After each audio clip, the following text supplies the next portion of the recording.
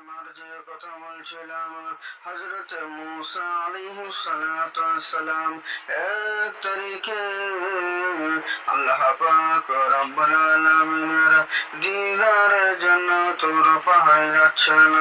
রাস্তায় যেতে যেতে ইতিমধ্যে এক চড়ুই পাখির সঙ্গে দেখা হয়ে যায়। চড়ুই পাখি জিজ্ঞাসা করে, ও নবী মূসা,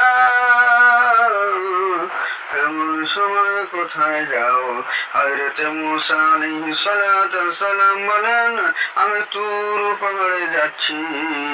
ওই চড়ুই পাখি বলেন, ও নবী মূসা, তুমি আল্লাহর সঙ্গে দিদার করবে, আল্লাহর সঙ্গে কথা বলবে। তোমার কথা বলা শেষ হয়ে গেলে আমি ছোট্ট পাখি চড়ুই এই ঝিলির ধারে বাসা বেঁধে আছি। আমার এই ঝিলিতে কতদিন বাদে পানি আসবে? আল্লাহ পাক রব্বুল আলামিনের কাছে তো জেনে আসবে।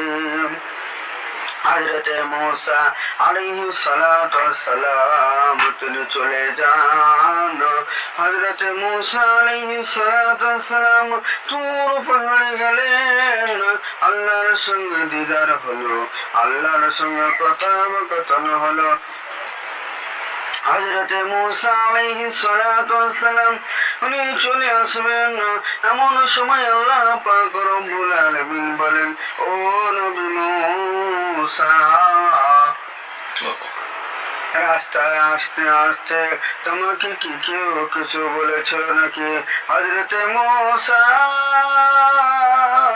আলাইহিস সালাতু ওয়াস সালাম বলেন, ও রব্বুল আলামিন, আল্লাহ পাক আল্লাহ তাআলা রাস্তা দিয়ে যখন আসছিলাম ওই সময় এক চড়ুই পাখি ঝিলির ধারে বাসা বেঁধে আছে।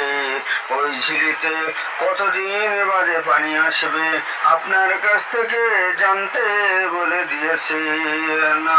ও ভাইজানেরা, একটু খেয়াল করেন। হযরত মূসা আলাইহিস সালাতু ওয়াস সালাম এই কথা শুনে তিনি চলে এলেন। নামাজ আদায়ের চলতে শুরু করলেন। চলতে চলতে আমার সেই চড়ুই পাখির সঙ্গে দেখা হয়ে যায়। চড়ুই পাখি জিজ্ঞাসা করে, ও নবী মূসা, আল্লাহর কাছে কি জিজ্ঞাসা করেছিলে? আল্লাহ পাক রব্বুল আলামিন কি জানিয়েছেন? হযরত মূসা আলাইহিস সালাতু ওয়াস সালাম বলেন, তোমার এই ঝিলিতে 1 বছর বাদে পানি আসবে। আল্লাহ পাক রব্বুল আলামিন তিনি ঘোষণা দিয়েছেন।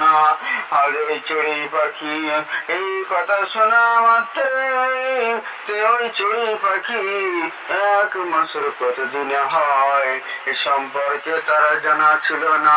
ওই চড়ুই পাখি খবর শোনার সাথে সাথে তিনি আল্লাহর শুকরিয়া আদায় করেছিলেন, আলহামদুলিল্লাহ তা বলেছিলেন। আল্লাহ তারিফ হামদনাথ পেশ করার জন্য ওই ঝিলিতে সঙ্গে সঙ্গে পানি এসে গেল। হযরত মূসা আলাইহিস সালাতু ওয়াস সালাম দেখে আশ্চর্য হয়ে গেলেন। তিনি আল্লাহর কাছে সঙ্গে সঙ্গে কাশফ করলেন, ও রব্বুল আলামিন,